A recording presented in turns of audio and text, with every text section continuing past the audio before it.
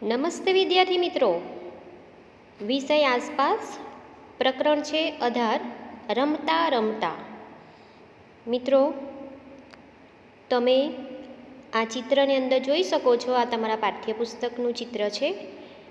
તો એમાં બાળકો જે છે એ ઠીકરીની રમત રમી રહ્યા છે, બરાબર. તો આ પાઠની અંદર આપણે, તમને ખ્યાલ આવી જ ગયો હશે રમતા રમતા પાઠનું નામ પરથી, કે તમે બધા બાળકો, આપણે રમતો એ આપણા જીવન સાથે જોડાયેલી છે. તમે પણ રમતો રમતા હશો, બરાબર ને? તો રમતો કઈ કઈ રમતો છે, એને કેવી રીતે રમાય છે, એ બધી બી તમને ખબર હશે. તો આપણે એમાં થોડી રમતો વિશેની જાણકારી મેળવવાની છે. અને રમતો રમવાથી આપણામાં જે વિવિધ કૌશલ્યોનો વિકાસ થાય છે, જેમાં સૌપ્રથમ તો આપણે વાત કરીએ તો કે આપણું શરીર જે છે એ ચપળ અને તંદુરસ્તી આપણી જળવાઈ રહે છે. આપણું મન અને તન બંનેનો વિકાસ થાય છે.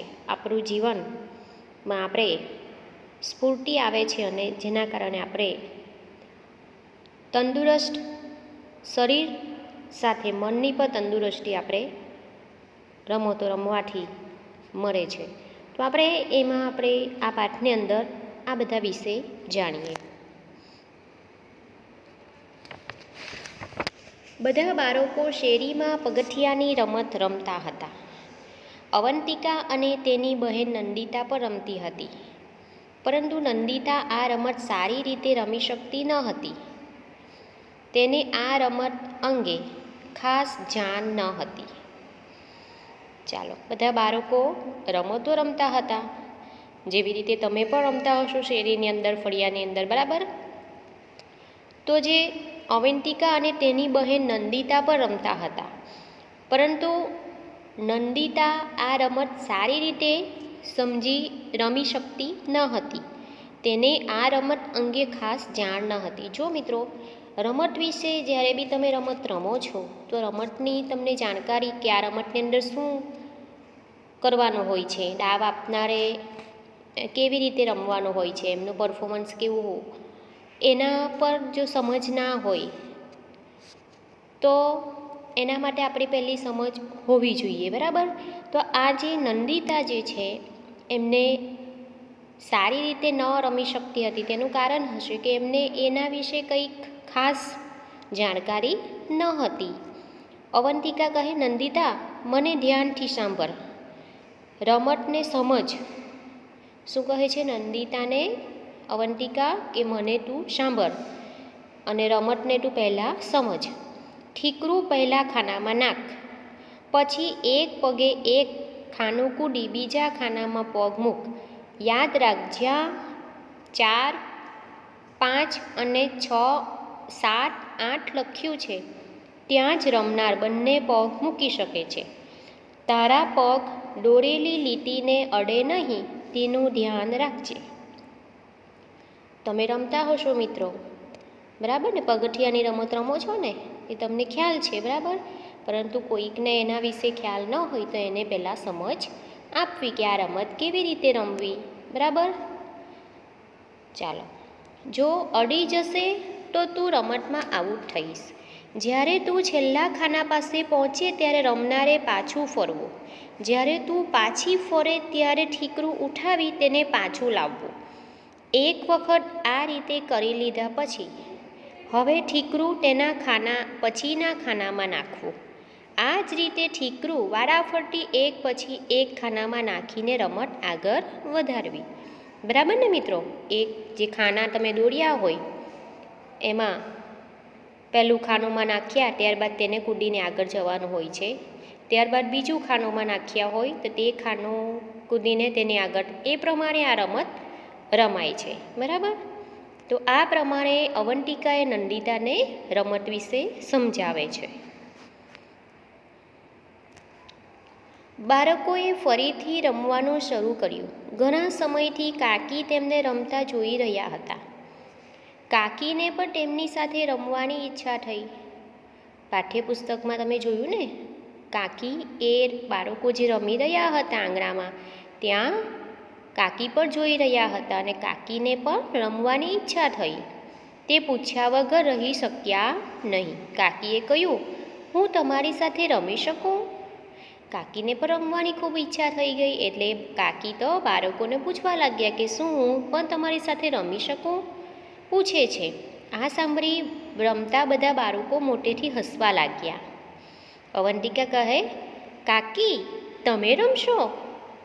બાળકો તો હસવા લાગી ગયા. બાળકોને એવું કે બાળકો રમતો રમે છે, કાકીને થોડી રમતા આવડતું હશે કે કાકી રમવાના એવું એટલે તેમને હસવું આવી ગયું. એટલે પૂછે છે અવંતિકા કે કાકી તમે રમશો? કાકી કહે, શું તું એમ વિચારે છે કે હું પગથિયાની રમત ના રમી શકું?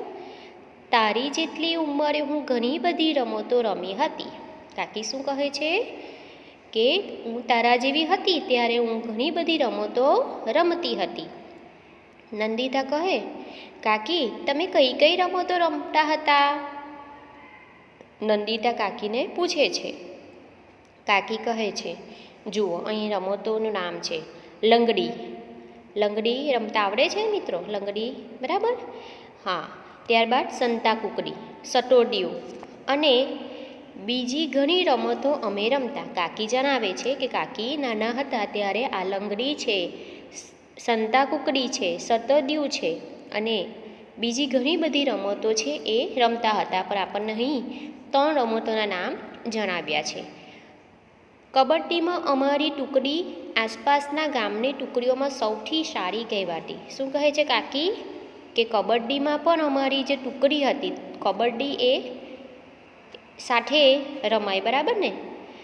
તો એ કબડ્ડીની જે ટીમ હતી કાકી લોકોની, તો એ ટુકડી આસપાસના જે ગામની ટુકડીઓ હતી કબડ્ડીની એમાં સૌથી સારી ટુકડી અમારી ગણાતી એવું કહે છે. રજત કહે, કાકી તમને રમવા આટલો સમય કેવી રીતે મળતો હતો? અમને તો રમવા માટે સમય જ નથી. નંદિતા કહે, કાકી કાકા પણ આ બધી રમતો રમતા હશે. કાકી કહે, તેઓ લખોટીઓ, સટોડિયું, કુસ્તી, કબડ્ડી, ગિલ્લી દંડા અને બીજી ઘણી રમતો રમતા. જ્યારે તે પતંગ ઉડાવે ત્યારે તે જમવાનું પણ ભૂલી જતા. કાકી એ કાકા વિશે જણાવે છે કે તેઓ લખોટી, સટોડિયું, કુસ્તી અખાડામાં રમાય બરાબર ને? કુસ્તી ક્યાં રમાય? અખાડામાં. તો એ કુસ્તી, કબડ્ડી, ગિલ્લી દંડા પર રમો છો ને તમે શેરીમાં? હા.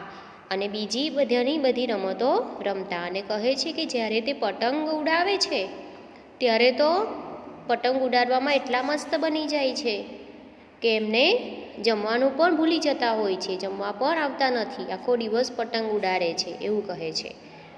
નંદિતા કહે, કાકી વાતો ન કરો, અહીં આવો આપણે રમીએ.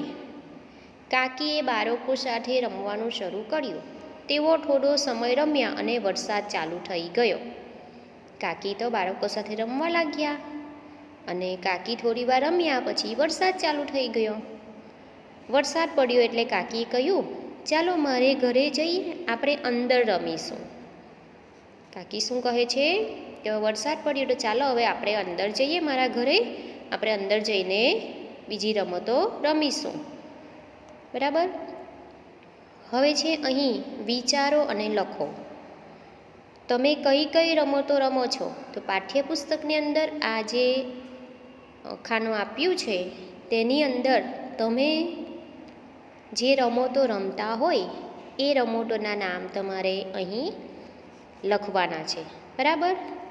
તો આપણે જોયું કે કાકી એ બાળકો સાથે અંદર જઈને જે રમતો રમાય છે એ રમતો કઈ કઈ છે તેના વિશે વાતો આપણે નેક્સ્ટ વિડીયોની અંદર કરીશું. બરાબર?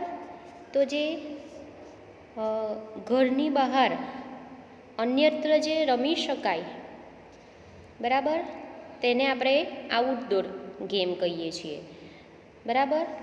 અને ઘરની અંદર ઘરમાં જ રમી શકાય તેવીને આપણે ઇન્ડોર ગેમ કહીએ છીએ. બરાબર. તો આપણે એ રમતો વિશે આગળ માહિતી મેળવીશું નેક્સ્ટ વિડીયોની અંદર. ત્યાં સુધી તમારે અહીં એ ખાનાની અંદર તમે જે અત્યારે રમતો રમો છો એના વિશે તમારે લખવાનું છે. ત્યારબાદ આપણે ફરીથી મળીશું નેક્સ્ટ વિડીયોની અંદર.